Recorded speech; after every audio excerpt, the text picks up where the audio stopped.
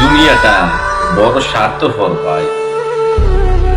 এতটুকু বয়সে যত আপন জনের সাথে চলাফেরা করছি, সব থেকে তাদের লাভে আমার সাথে যোগাযোগ করছে, আমাকে ডাকছে।